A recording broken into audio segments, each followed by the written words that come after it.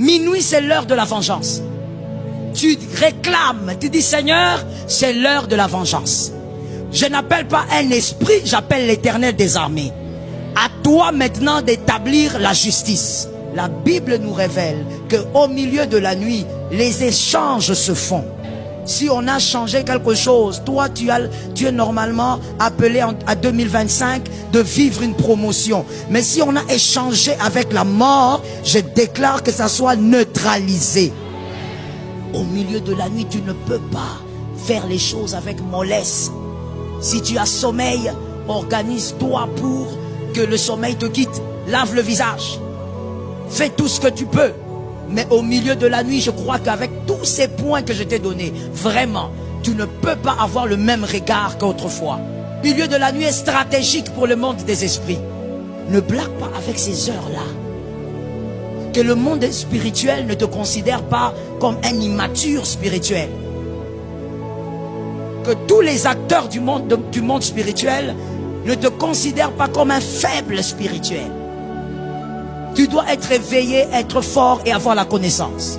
Des fois, le Seigneur, oh là là, le Seigneur d'amour, il se bat. Il va te réveiller la nuit. Tu te réveilles. Oh, pour ça,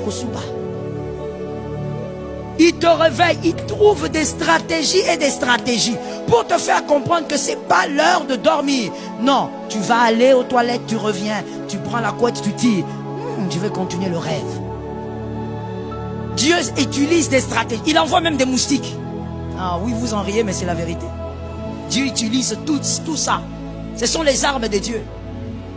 Parce qu'il voit que pendant que tu dors, à côté de toi, il y a quelqu'un qui est en train de faire l'échange. Il est en train de te marmailler. Il touche ta tête, il caresse ta tête. Toi, tu es là, tu tournes des positions. Tu tournes. On est en train de caresser ta tête et on est en train de faire des échanges spirituels. Dieu envoie. Des fois même tu dors, mais dis j'ai très froid. Tu te réveilles, tu dis oh, pourquoi j'ai froid comme ça? Les fenêtres se sont ouvertes. Non, les fenêtres sont fermées. Dieu a créé un mouvement pour que tu te lèves. Mais toi, non. Donc même le langage de Dieu comme ça, tu n'entends pas. Tout ce que tu comprends, tu vérifies les fenêtres et puis tu prends la couette, tu dis cette couette est faible. Je prends la grosse couette là. Tu prends et tu dors. Même les anges se demandent quelle formule on doit faire avec cet homme. Et en ce moment, on est en train de faire des échanges. On prend ton bon pied, on est en train de récupérer, on te donne un pied malade. Tu as moins de 30 ans, mais tu souffres de la jambe. Tu as très mal au genou. Ce qui a été vivant la nuit restera vivant le jour. Si donc la journée, tu remarques que l'un de tes rendez-vous meurt, le rendez-vous n'est pas mort en ce moment-là. Le rendez-vous, on l'a tué la nuit.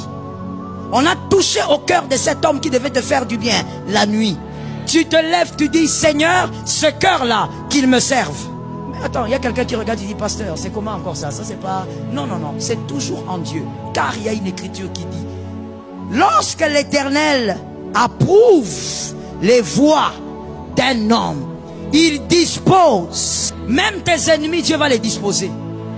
Pourquoi? Parce qu'il approuve tes voies. C'est-à-dire Dieu a donné la capacité aux enfants de Dieu de dire Seigneur, le chef là il me dérange trop.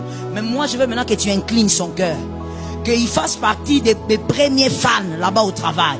Et tu es étonné quand tu viens, il te dit oh petit mais je te cherchais, on va prendre un café. Parce que tu as travaillé la nuit. Arrête d'être paresseux, sors de la paresse. Donne-moi un amen normal. Arrête d'être paresseux, sors de la paresse. Arrête de te chauffer avec ton mari, ta femme la nuit. Prie.